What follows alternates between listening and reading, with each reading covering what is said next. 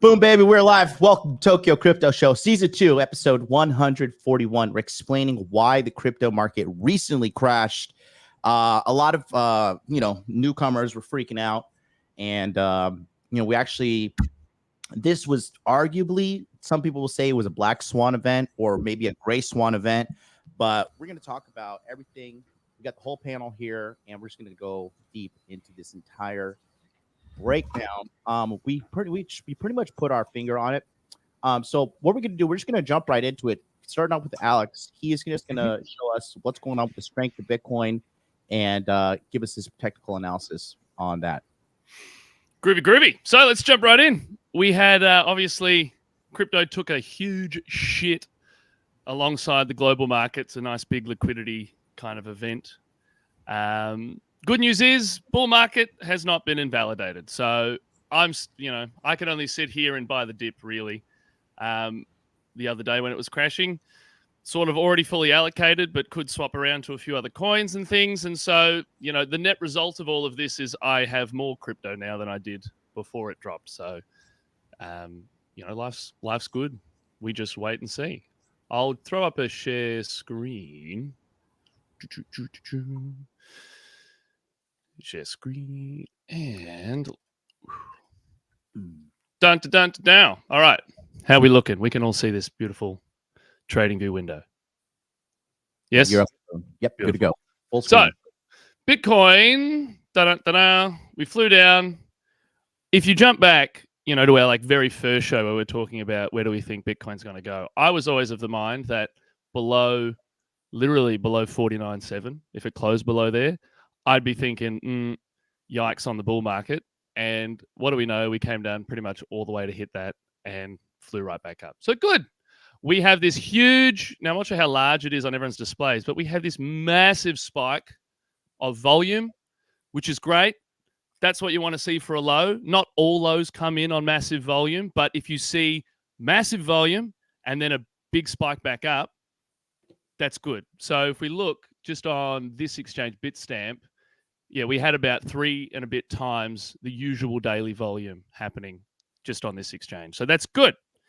We've flown back up to 55. Weekly, I don't expect Bitcoin to do very much now. I mean, for reasons that we could spend hours going into it, but basically it's below this line. So it's just going to chill out for a little while. We were thinking that maybe next 60-day cycle, we might attack the all-time highs again.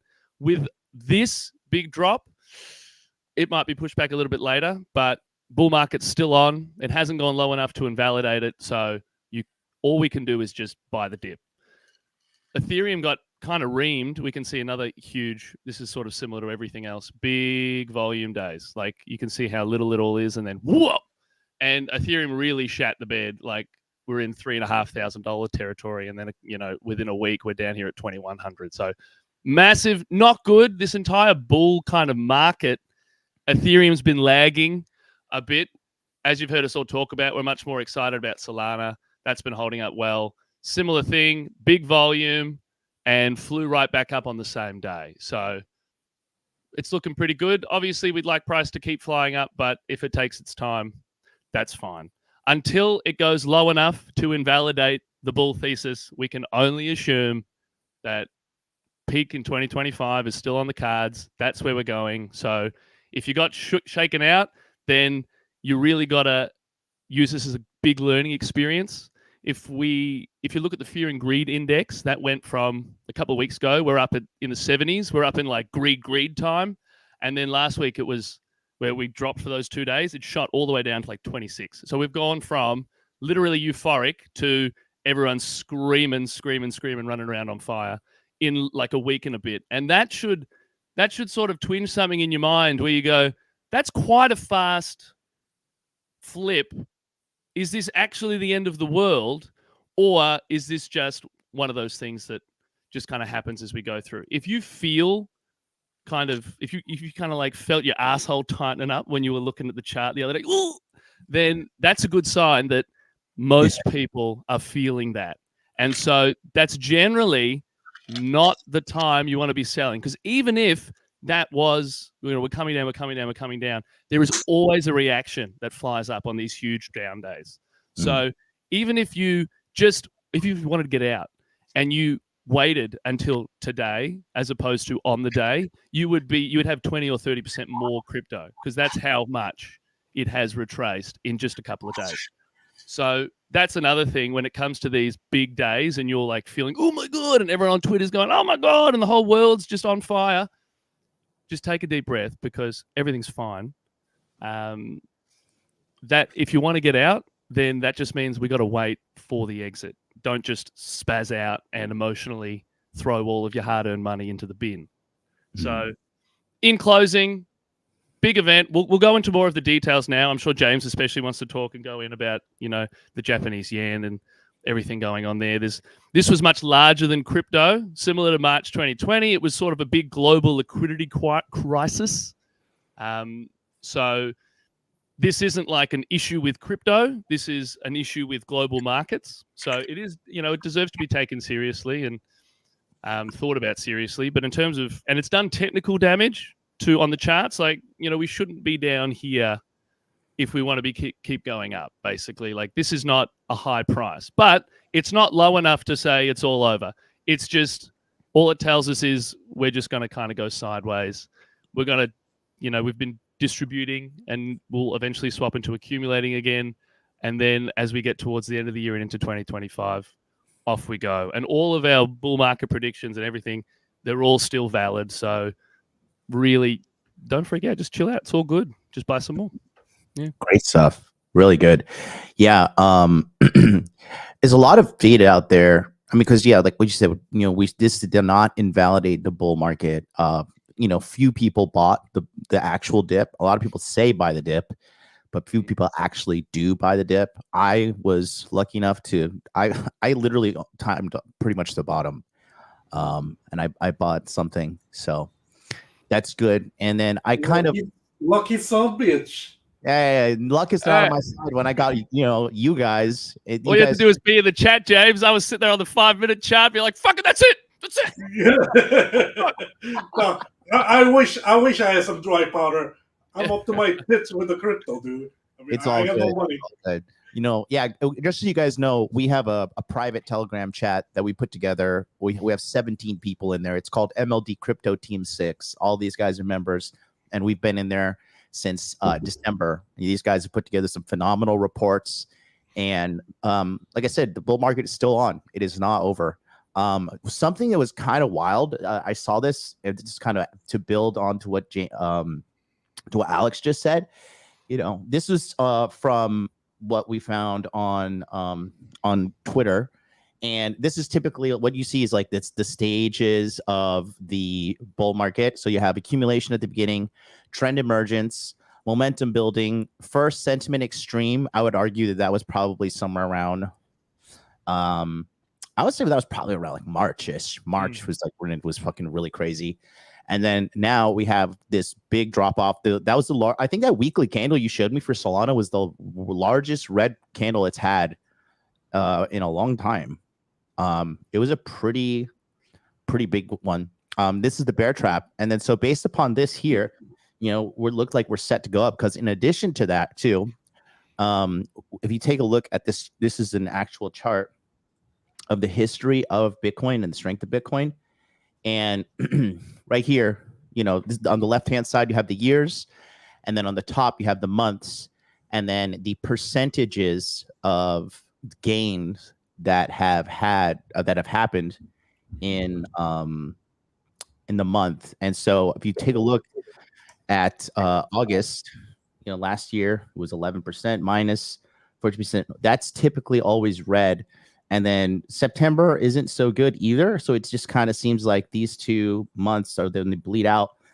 We obviously had a phenomenal March, 23%. And then obviously January, that's when the ETF launched. But March was when everything, because it was already on top of, if you add this is 40%. And then on top of that, that's a 53% gain in a span of 3 months, which is absolutely insane. And then we started having the bleed out. We did have it up 11% in June. And then August, like I said, the history of August has not really been pretty for Bitcoin. And then looking at September, it's kind of the same. But then now October, and that's when we've been looking at things. October, now you might want to slightly discount this 28% that we had in October last year because that's when news of the ETF leaked. And so that was why it was so exponential. But even in previous years, I mean, 2021, we're up 40%. 2020, we're up 28%, 10% here. 2018 was down. 2017, that was the real first big bull market that caught a lot of people's attention. That was up 47.9%. And then obviously the next month, November, that was fucking crazy. I remember that was a fucking amazing quarter four. I made so much money, and then I lost it in January. But I mean, I just think the sentiment is pretty legit, looking pretty good so far. We're gonna see, but like I said, based upon past trends, October is looking like the place to be. So James briefly mentioned the Japanese yen. We're going to talk about that because the reason why, Steve, I want you to build on this if you can, but is it because TradFi, the stock markets had a really, really, really bad day as well. Was that also due to the Japanese yen trade? Oh, absolutely. One thing that it was partially caused by the yen carry trade unwinding when the Bank of Japan chose to raise their rates in like around late July.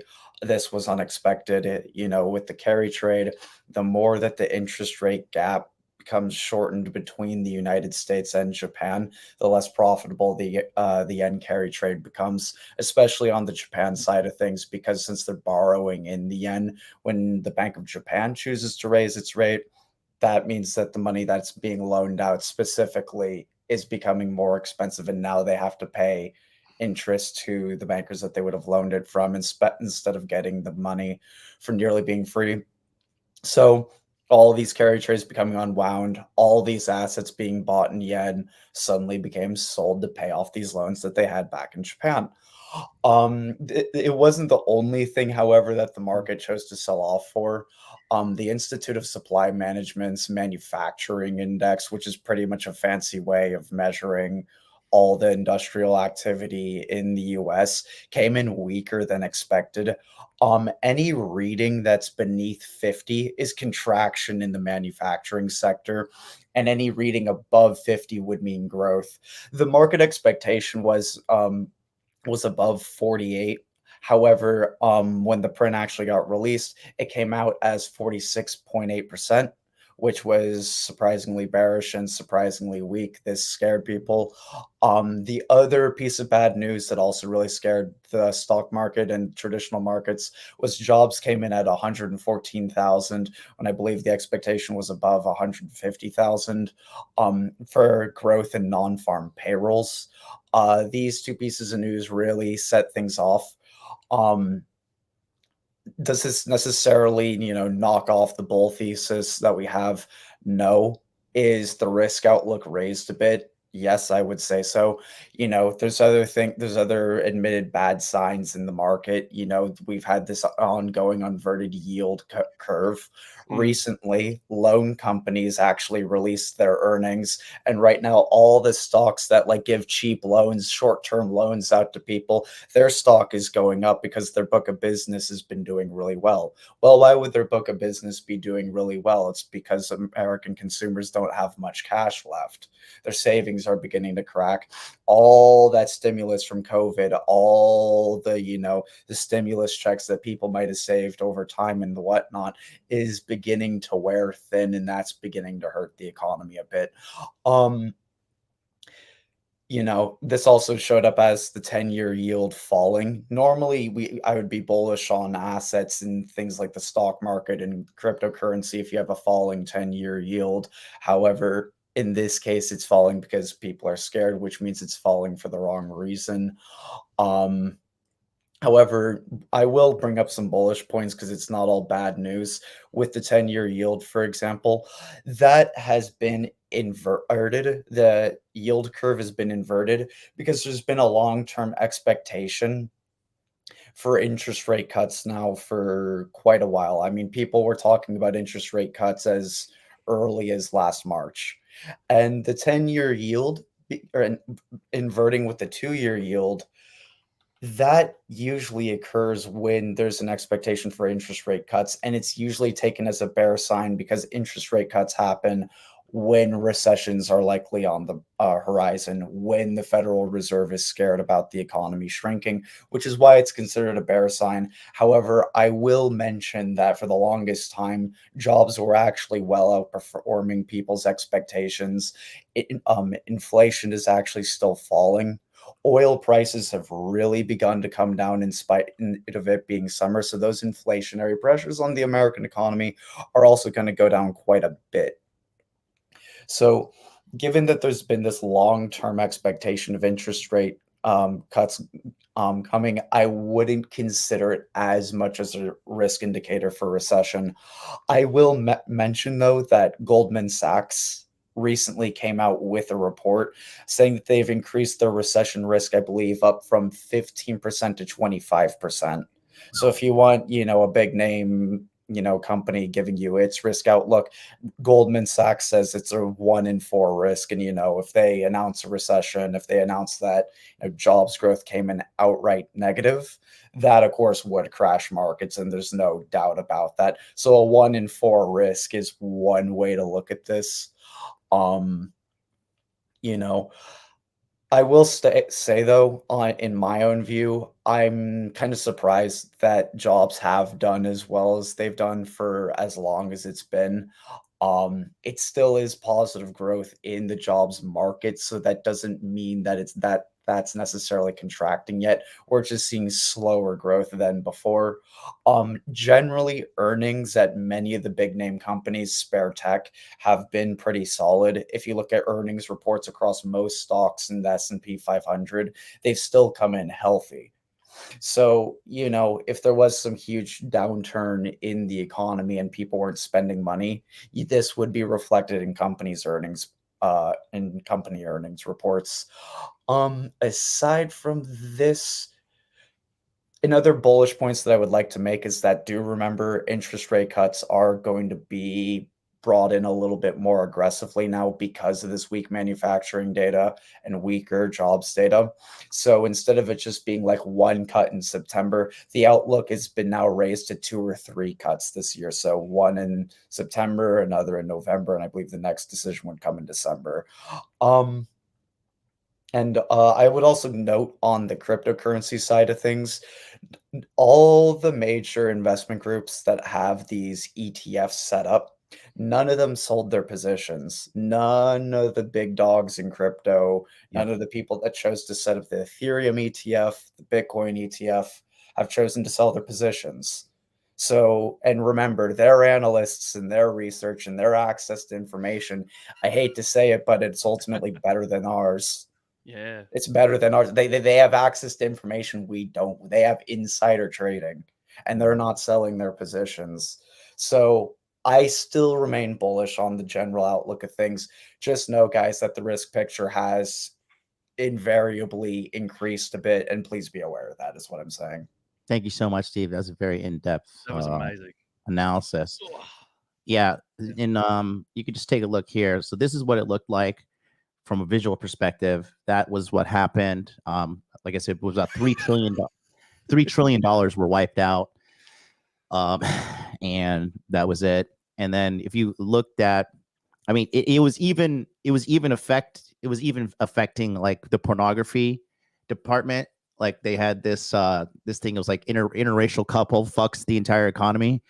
So that was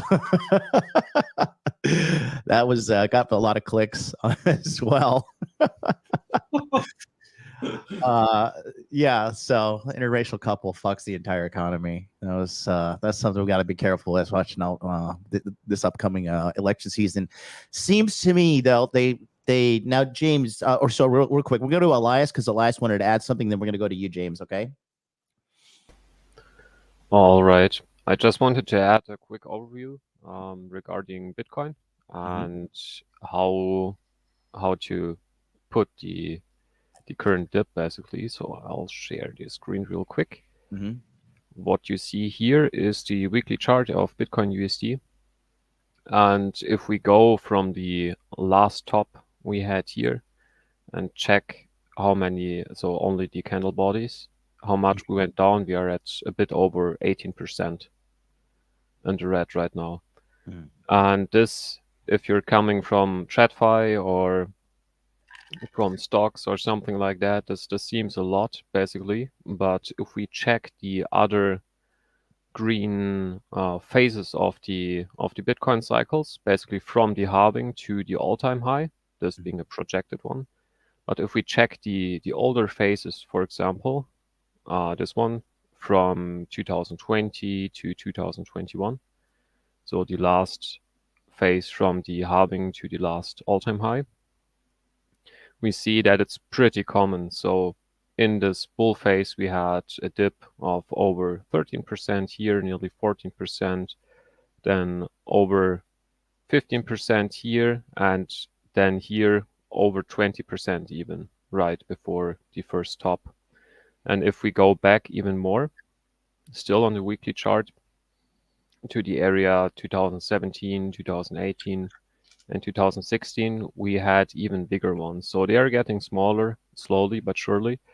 But still, this is only a few years back, and we had nearly 25%, over 35%, and over 20% in dips during the bull phase. So for Bitcoin, this is completely normal. The only thing we have, or at least I personally, I'd like to see to confirm that we are still in the bull phase, basically, and there's nothing to worry about, is that this last bottom we had here is hold, and we close at least the monthly candle above this bottom at around, where is it, 55.6K. So this is basically what I want to see to confirm that we are going up again. And if we check also the RSI, back here we see that if we have a nice bottom here now and then go up again, it's a pretty nice cool down of the pump, basically, or of the bull phase. Yeah, we've been going sideways basically since March. Yeah.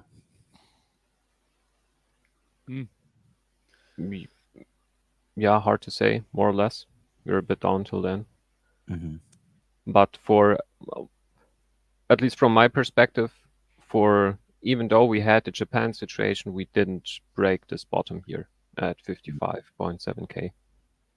Or we dipped below it real quick, but we aren't under it. So I think that's a pretty strong sign for Bitcoin. Yes, indeed. Looking good. Looking real good. Awesome, man. Thank you so much for that. So, real quick, somebody asked in the chat, why is XRP up 20%? They won their lawsuit. They have to pay $125 million in civil penalties, and they're going to be able to operate without any problem. So, but I mean, Ripple is still dog shit. don't touch Ripple. Like these people that buy Ripple have no money. They have nothing going on for themselves, but they're just like so determined that this thing is going to be amazing. Ripple is a shit coin, and you should avoid it at all costs because the whole market has been ripping right now, and Ripple has just been. I mean, if you just take a look at its chart here, this is history. Okay. So it peaked over here in 2017 when it went up to $3. And since then, or this was 2018, January 6th. But then since then, like even last bull run, it got up to $1.79 max. And then you can just see this is just a terrible chart. This thing is just fucking dying. So yeah, if you're going to get into an altcoin, it has to be beating Bitcoin. Otherwise, there is no point. Yeah. No point. Yep. Relative. I don't care if you strength, believe in the project, like you're going to lose money. There is no point. Yeah. No point. Absolutely. James, so the Japanese carry trade, the yen carry trade, can you explain that to everybody? Because this is pretty much why the whole world just shat the bed, I would assume, right? Right. So they call it the carry trade, right?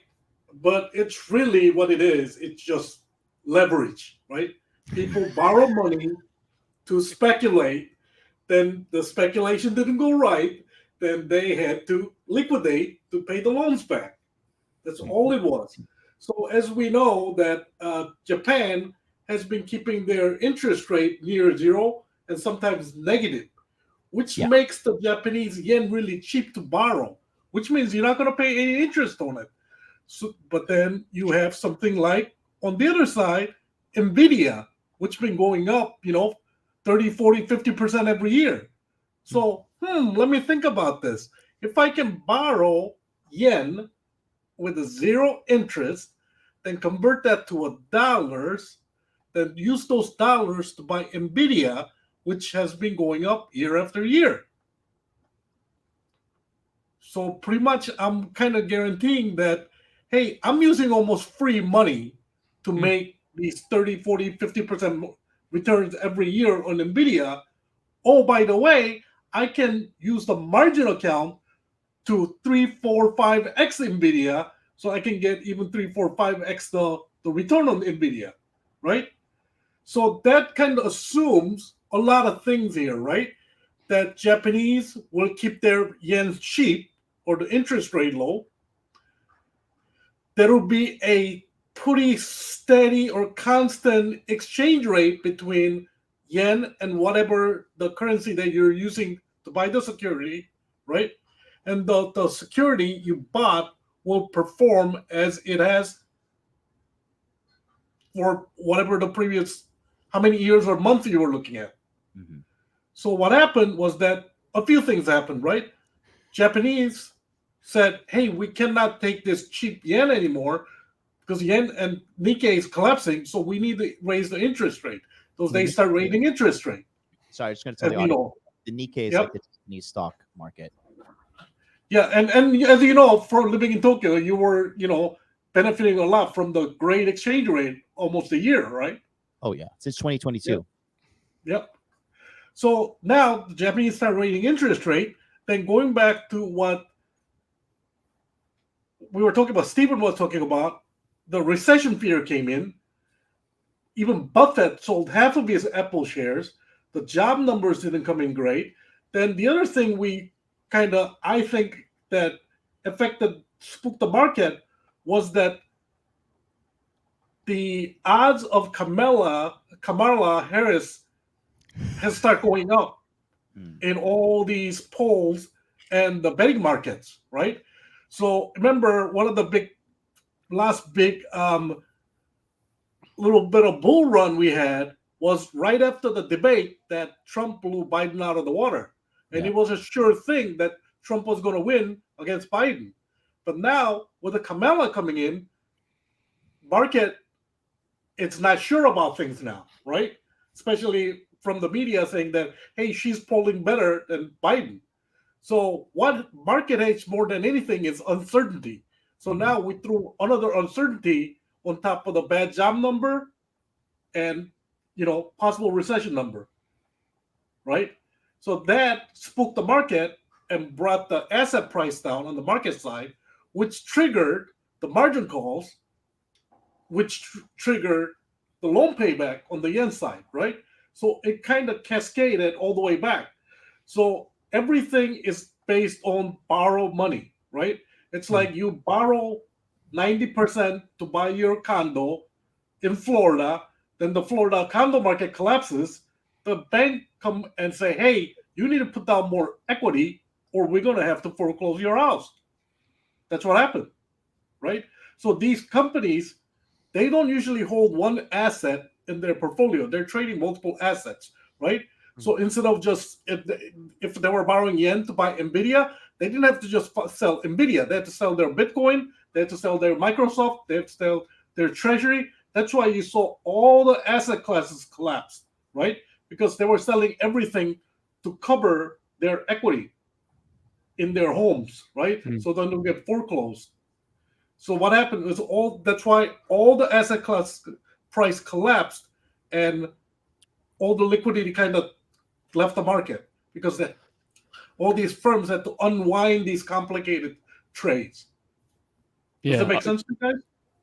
James, can I just add, when it comes to being margin called, like you said, the bank will say, "Oh, we need you to put down some more collateral to cover the mortgage or the loan you've got." When it comes to getting margin called, though, like we can see on the chart that when we have like a big peak in fear all of a sudden, it's going to reverse in the next day by like a significant amount, 10, 20, 30% of whatever went down will go back up.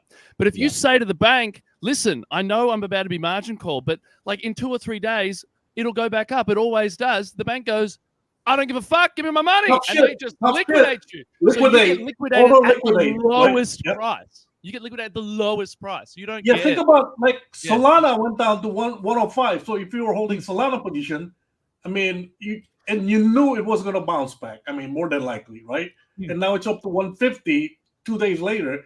You can always say to the bank, hey, you know what? I know it said 105, but you know it's going to come back to 150 in 2 days. Nope. Yeah. You were liquidated automatically. They just pull the plug, bang. Because they just want their money back. Yeah. Yep. So that kind of cascade through the system and across to all asset classes. So crazy. Like Japan had their currency go up in like a week by like over 10%, and then they had the entire stock market drop by 20%. But now Bank of Japan came out this morning or yesterday morning saying that, oops, we didn't know it's gonna fuck things up. I guess we're not doing it anymore. Yeah. So did they reverse the rates or are they keeping the rates? They're keeping it, right? Yeah, the Bank of Japan's keeping its 25 basis point current set. They're keeping that set. But one thing is that some people sort of started to speculate that they might raise to 50, but Kazuo Ueda came out and said, no, we're not going to raise another 25 basis points. I'm sorry, 250 basis points, my bad. Yeah, so you're good. Kind of going back to what we were talking about, the trade and unwinding of trade. We call it the leverage in the traditional finance, right? It's borrow money, pretty much what it is. You're borrowing money to speculate. Well, in traditional finance, you call it the leverage and you call it the gearing, right? Gearing because, in cars, gears make the engines either, make the engines more torquey or more powerful, right? So it puts a different spin on the engines. So the gearing or the leverage is great when the trade works in your favor because your return is multiplied by the ratio of that gearing or the ratio of that leverage, right? But if the trade goes against you, it hurts you exponentially more because it hurts you, based on the gearing, right? So it cuts both ways. It's a two-edged sword in that way that, you got to know exactly what you're doing with the leverage, and you got to be damn sure because it cuts both ways. You were saying that Bank of Japan is kind of reversing something like what were you saying? Yeah, so I read one of the news articles and a tweet saying that Bank of Japan is saying that we're going to pause what we're doing until the market stabilizes, right? So whatever that means, these central bankers, they like to use these vague terms and whatever, right? Non-committal, statements. They're saying that, hey, we think we fucked up. I think that's the gist I'm getting. Then we're gonna kind of wait and see what happens before we do anything else.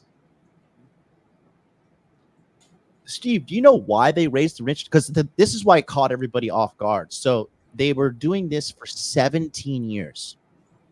17 years. So since 2007, since the Great Financial Crisis, the Great Recession, they have been lending out Japanese yen at 0% interest. So they're literally just giving yen away for free. And out of nowhere, they're like, yeah, we're just gonna, because there's no warning on this, right, Steve? Was there any warning on this? That's what they just did it out of nowhere. Very little. A couple of people speculated it could happen, but there was no official warning or statement from Bank of Japan. They just came out and did it. Yeah. There's actually a rumor going around. Grandma Yellen went to Japan and China twice this year. right? Already. The speculation is that China is almost used as a growth engine for the whole global economy, right? Because they're a manufacturing sector. Well, they're not doing too well right now, and they need to cut the rates to stimulate their own economy. Well, Japan is cut in the middle between the West and the East, and both China and Japan are saying, hey, we need to stimulate our economy, but we can't because one of the biggest roadblock to stimulating our economy is the strong dollar. Dollar is too strong. You guys need to bring the interest rate down, right? And I think this is kind of the prelude leading up to Fed start cutting the rates, right? Now, kind of with this, market correction or crash, you want to call it, it gives more of an excuse for Fed to start cutting rates instead of saying that, hey, we're going to still look for, inflation data before we start cutting. Now they're saying, well, we're going to have to start cutting. Would you like to go, Adam? Yeah, it was a bit of a self-perpetuating cycle because you notice that the last couple of years the yen was doing really bad against the dollar.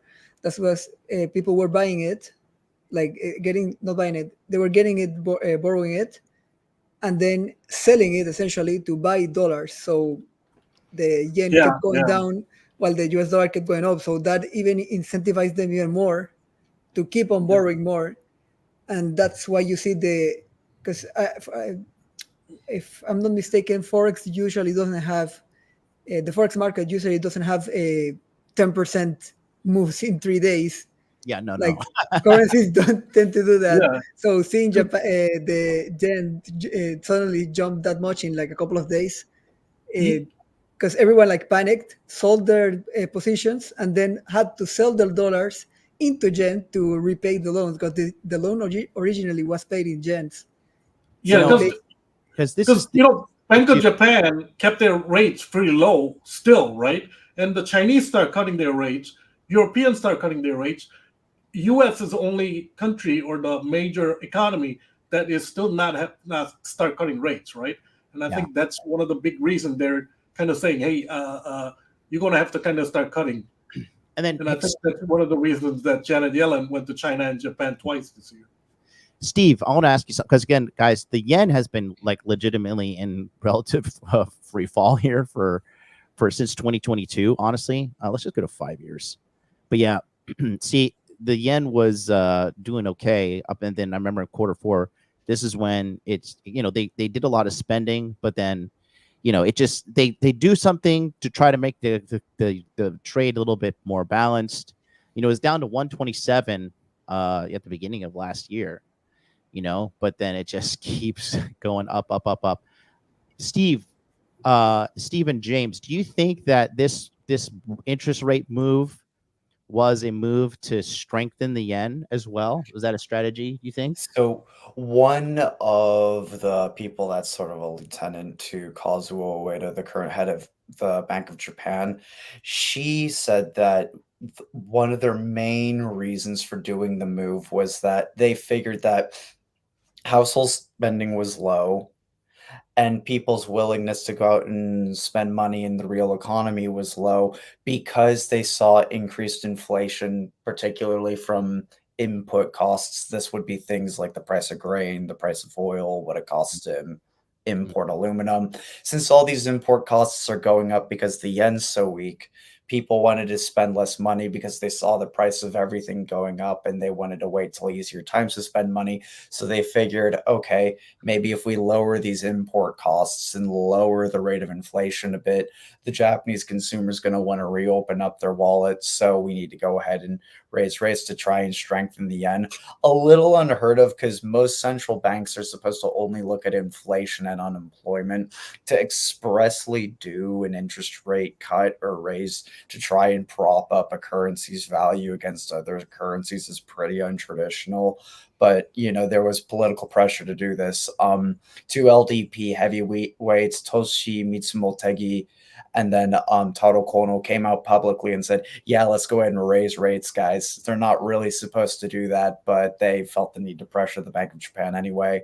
the LDP's approval rating has been really, really, really low recently. So they might be figuring, hey, if we suddenly give Japanese consumers a sudden bump up in their purchasing power, maybe that'll help the approval ratings. But that's just my conspiratorialness bleeding through this. Sorry. No, I think one of the biggest problem with Japan is that Japanese people are not having babies.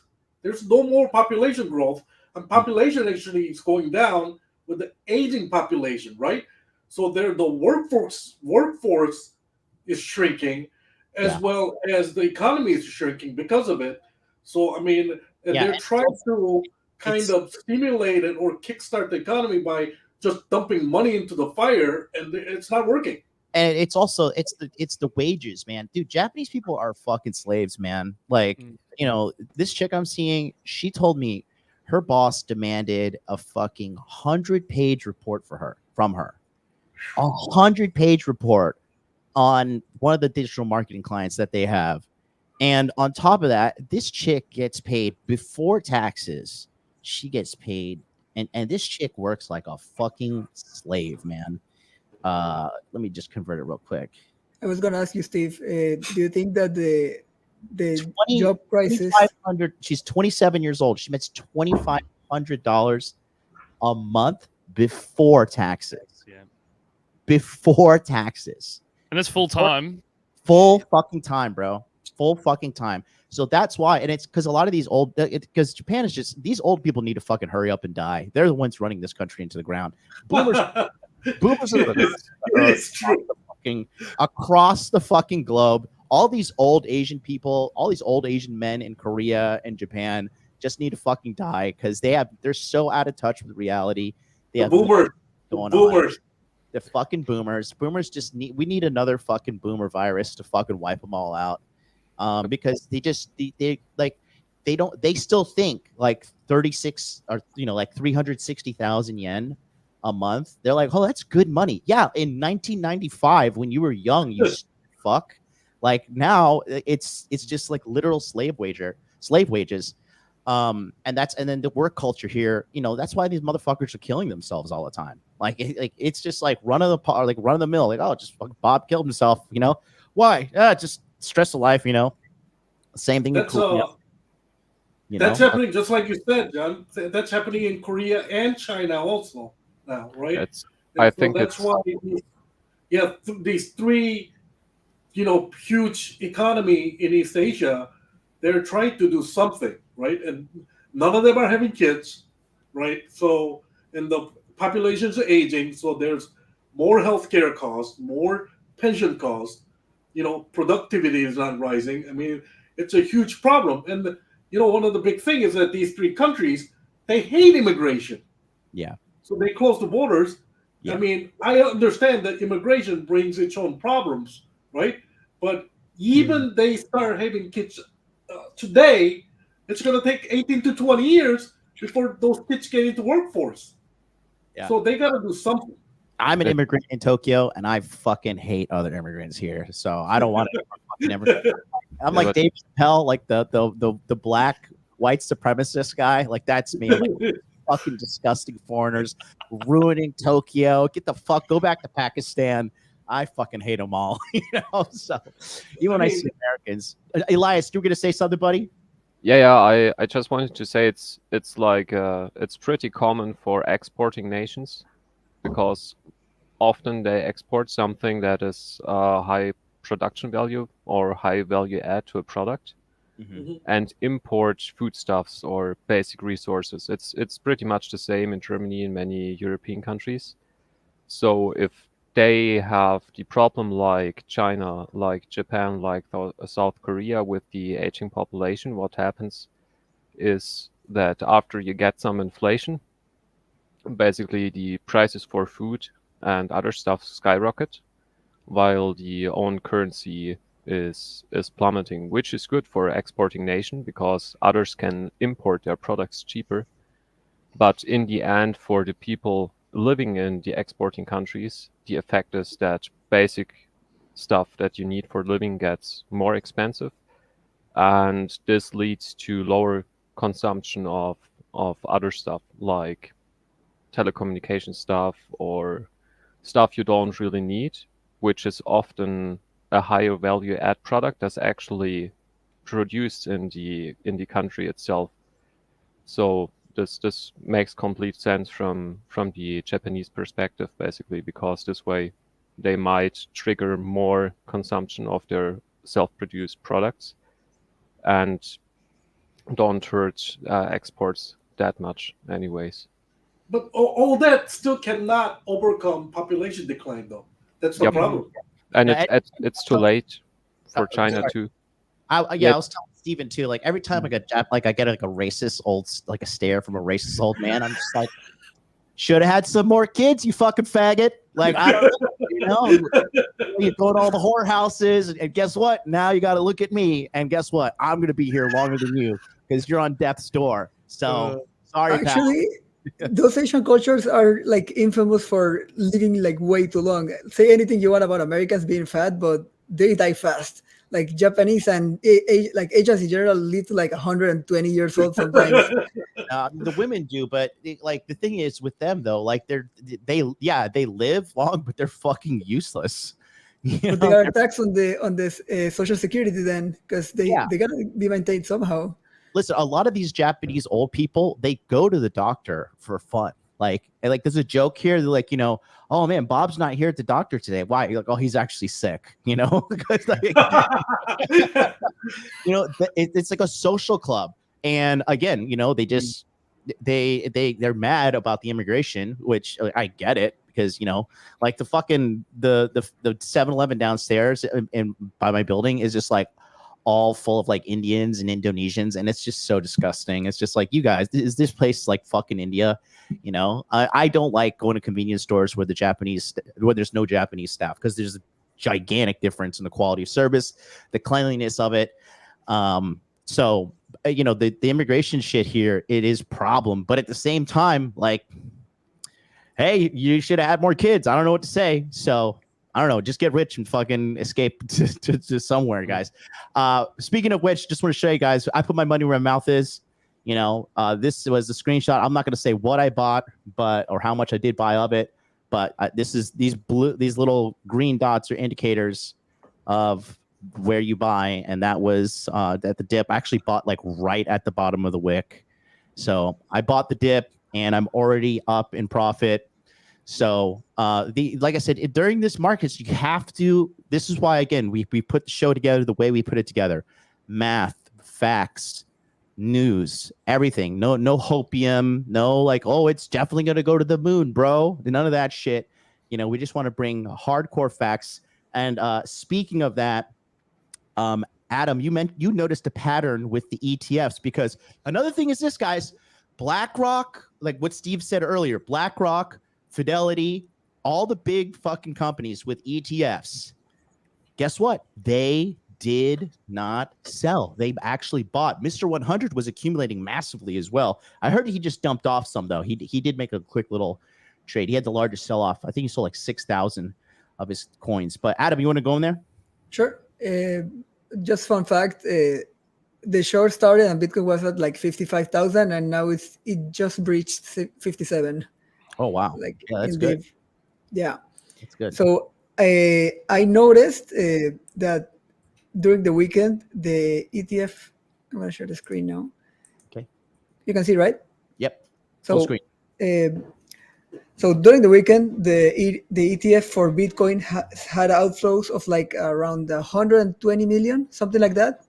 But the Ethereum ETF had an inflow of like 100 million exactly. So take that 20 million extra and discard it. I noticed that essentially it looked like they were migrating funds. So maybe some of the companies that got into the Bitcoin ETF early on are now rotating some of the capital into the Ethereum ETF to get in early, because remember, it just came out like 10 days ago. So maybe they're essentially like trying to catch this wave as well, while leaving some in the Bitcoin ETF still. Mm-hmm. That is something I just noticed. Also, I had no idea about the Japan stuff. Like no one could have really predicted that they were going to raise the rates. However, you could have technically predicted that there was going to be a crash during this time. So I mentioned it in the group, in the Crypto Team 6 chat. Mhm. So if you guys remember, like 2 weeks ago, I had a hopeful scenario for this Bitcoin 60-day cycle, starting from this candle over here. And I expected it to end around early September with a peak around August 20th, something like that. However, ever since last week, I started noticing that we were starting to go down. And just like 6 days ago, essentially when we broke below this previous bottom, that's when the cascade started to go pretty hard. So essentially, the outlook for this cycle, this 60-day cycle, is now a bearish cycle, a left translated. So essentially, what we think, or what I think at least, is that the top for this cycle happened on July 29th, which would be 23 days into the cycle. So for those who don't know, a brief summary of 60-day cycles is that if the cycle top comes in before day 30, which is the average halfway point, the rest of the cycle will be downward.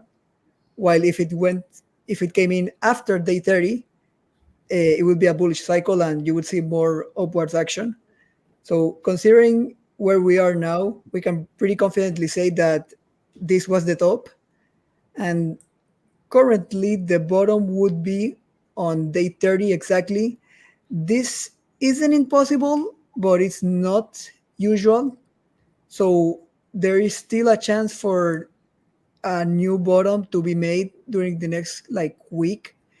I usually don't count these big weeks for during liquidation events for counting bottoms, because this, especially in centralized exchanges, what happens is that when there is a big liquidation event, they have access to the order books. They know where at what price a lot of people will be liquidated, so they will manipulate the price to get it there so that they can liquidate a lot of people. That's why you see headlines whenever there's a big crash that $20 billion just disappear out of nowhere. They try to do this kind of stuff. So we could potentially see we're right now at 57 almost. We could see something around 53, or maybe just taking the body of the candles, like 54,000, like a retest of that, and then mark that as the cycle bottom, potentially within the next 7 to 10 days, I would guess. If not, then yeah, we could be sure that the August 5th was indeed the cycle low. But we have to see. I just wanted to share that, yeah, you could have predicted fundamental analysis, or in other words, real world events affecting price can never be predicted, but they tend to align with what technical analysis indicates.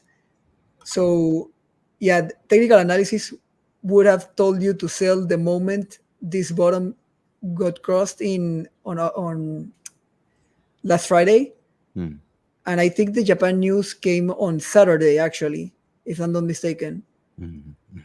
So yeah, the real world event isn't always the cause. The drop was probably coming in anyway. It's just that the news are the catalyst for it to happen. I don't know if I'm explaining myself fully. So it's not necessarily the causation, but it definitely makes it happen faster and stronger, the move. So, kind of going along with that, there was a guy named Ben Graham. Ben Graham is the guy that taught Warren Buffett how to invest. And he wrote a book called The Intelligent Investor, and it's been Bible for a lot of fundamental investors for decades. And one of the big famous saying he has is that markets operate like a voting machine in the near term, but they operate like a weighing machine in the long term, which means that market is driven by sentiment in the short term, but market tend to be driven by fundamentals in the long term, right? So kind of going back to say, like, for instance, Solana from last Monday, which it was at $195, Yeah. and this Monday went down to $105, right? So almost a $90 swing in a week. But the question becomes that, has anything fundamentally changed for Solana in a week? Yeah. No, right? No. Unless the network went down or the founders died or it, somehow somebody got rugged or it became a fraud, that nothing really fundamentally changed for Solana in that week. So what changed? The sentiment changed, right? So that means that the price movement from 195 to 105 was a sentiment driven, which means it's a short-term movement, right? Because remember, markets, it's a sentiment driven for short-term, fundamentally driven for long-term, right? So voting machine versus weighing machine.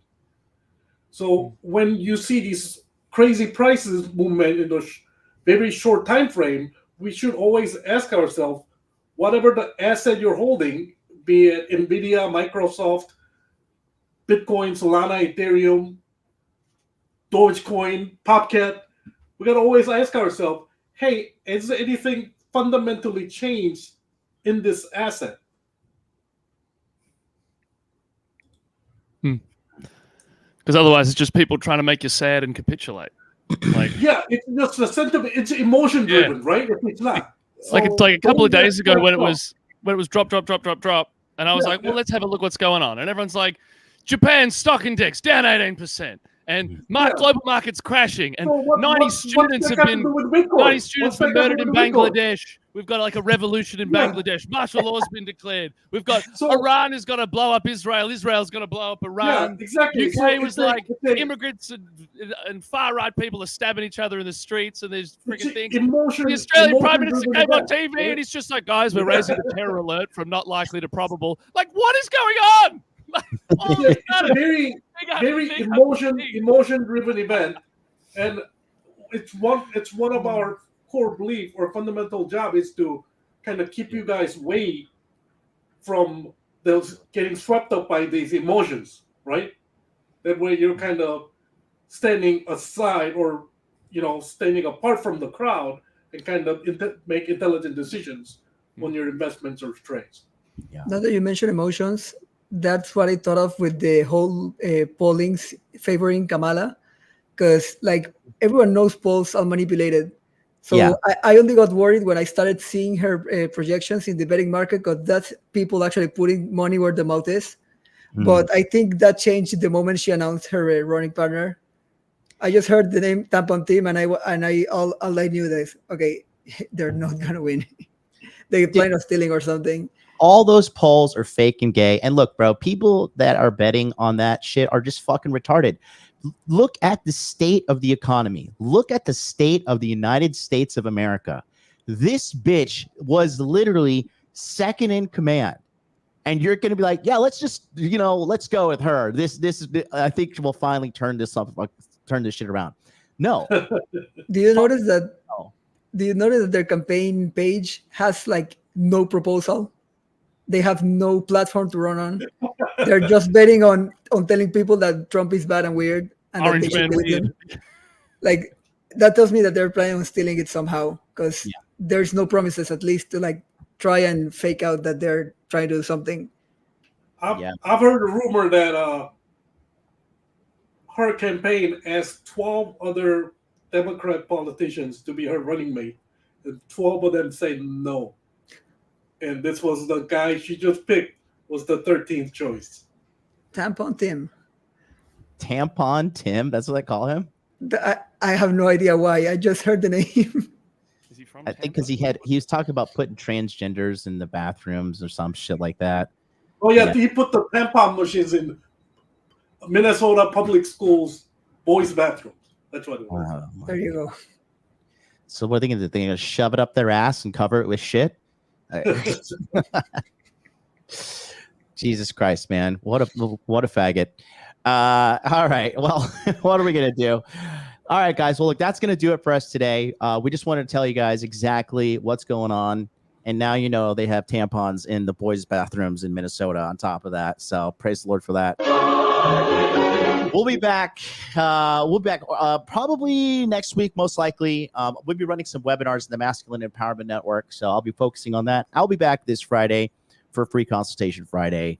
So don't you go away. Stay subscribed. Hit the subscribe button. And until then, we'll see you next time. Peace out.